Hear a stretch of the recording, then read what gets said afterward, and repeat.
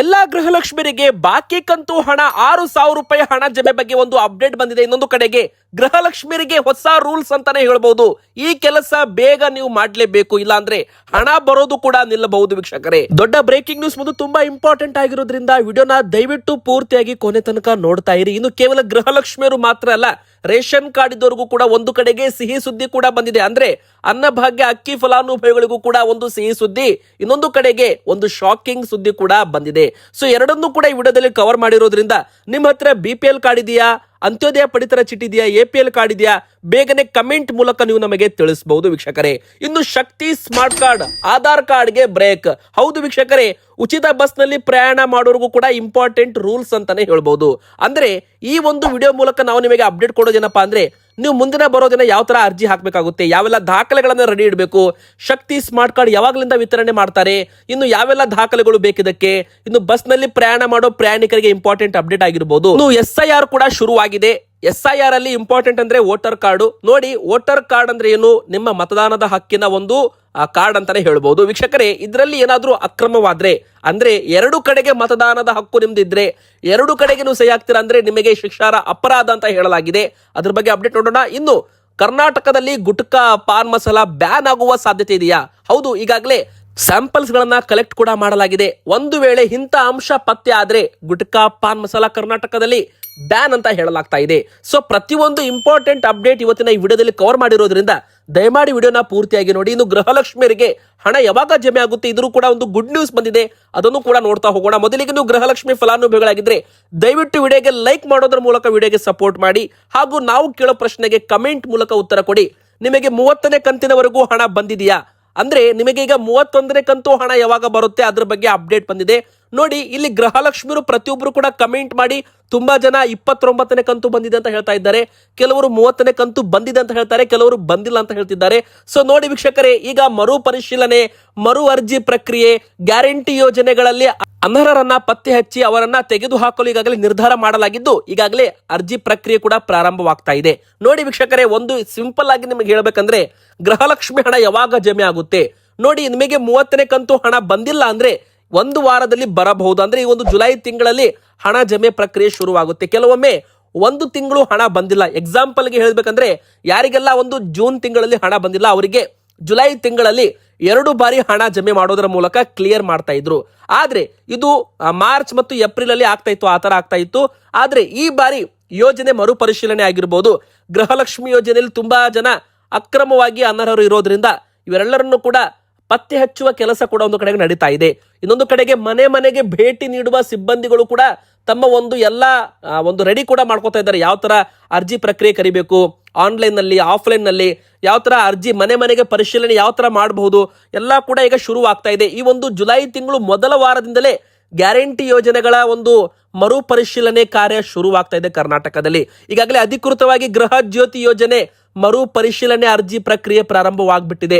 ಇನ್ನು ನೆಕ್ಸ್ಟ್ ಗೃಹಲಕ್ಷ್ಮಿ, ನಂತರ ಶಕ್ತಿ smart card ವಿತರಣೆ ಅಂತಾನೂ ಕೂಡ ಹೇಳಲಾಗ್ತಾ ಇದೆ.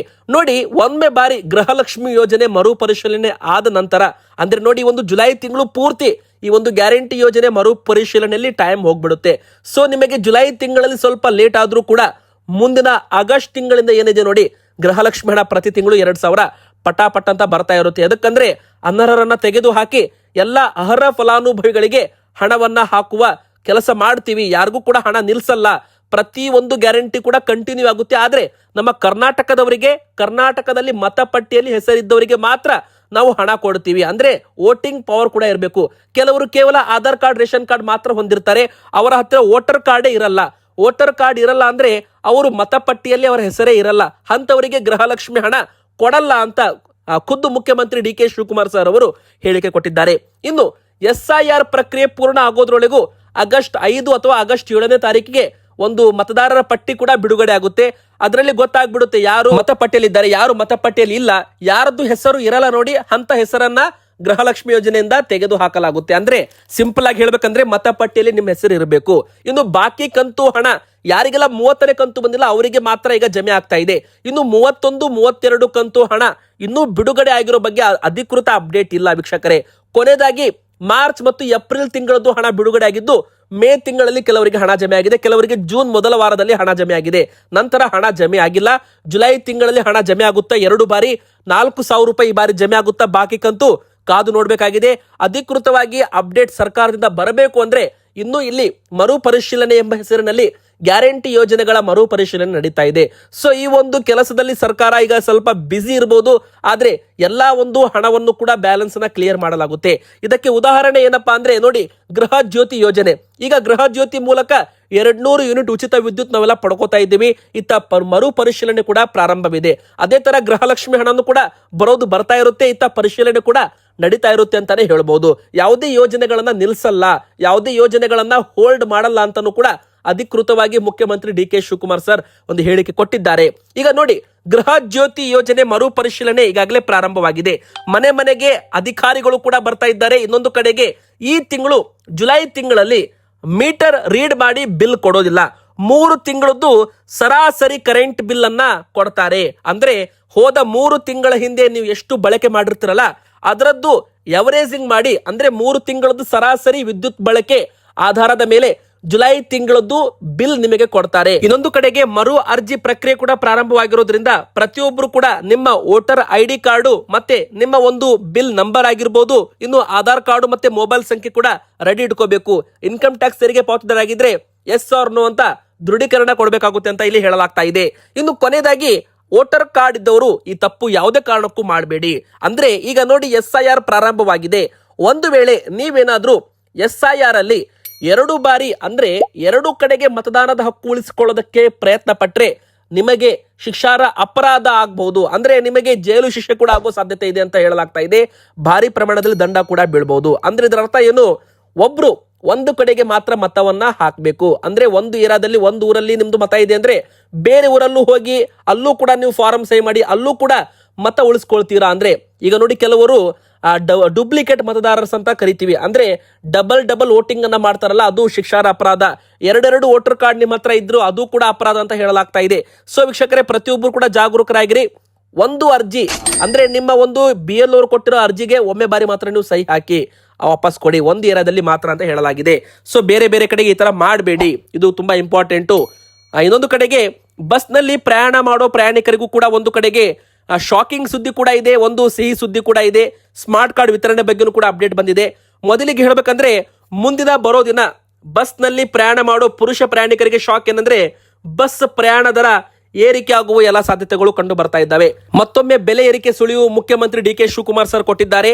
ಇನ್ನೊಂದು ಕಡೆಗೆ ಶಕ್ತಿ ಸ್ಮಾರ್ಟ್ ಕಾರ್ಡ್ ವಿತರಣೆಗೂ ಕೂಡ ಇನ್ನು 1 ವಾರದ ಒಳಗೆ ಚಾಲನೆ ಕೊಡುವ ಸಾಧ್ಯತೆ ಇದೆ ಅಂತ ಹೇಳಲಾಗ್ತಾ ಇದೆ.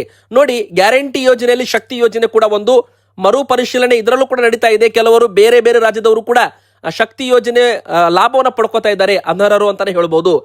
ಡೂಪ್ಲಿಕೇಟ್ ಆಧಾರ್ ಕಾರ್ಡ್ ತೋರಿಸಿ ಫ್ರೀಯಾಗಿ ಪ್ರಯಾಣ ಮಾಡ್ತಾ ಇರೋರು ಕೂಡ ಪತ್ತೆ ಹಚ್ಚಲಾಗಿದೆ. ಇತ್ತ ಸಿಬ್ಬಂದಿಗಳು ಕೂಡ ಅಕ್ರಮ ಮಾಡಿರೋದು ಕೂಡ ಪತ್ತೆ ಹಚ್ಚಲಾಗಿತ್ತು. ಕೆಲವರು ಮಾತ್ರ ಈ ತರ ಮಾಡಿದ್ರು, ಸೊ ಅದು ಕೂಡ ಪತ್ತೆ ಹಚ್ಚಲಾಗಿತ್ತು, ಅದು ಕೂಡ ಸುದ್ದಿ ವೈರಲ್ ಆಗಿತ್ತು. ಈ ತರ ಆಗ್ಬಾರ್ದು ಅಂದ್ರೆ ಶಕ್ತಿ ಸ್ಮಾರ್ಟ್ ಕಾರ್ಡ್ ವಿತರಣೆ ಮಾಡಬೇಕು ಅಂತ ಹೇಳಲಾಗ್ತಾ ಇತ್ತು. ಈಗ ಈ ಒಂದು ಅರ್ಜಿ ಪ್ರಕ್ರಿಯೆ ಪ್ರಾರಂಭವಾಗುತ್ತೆ.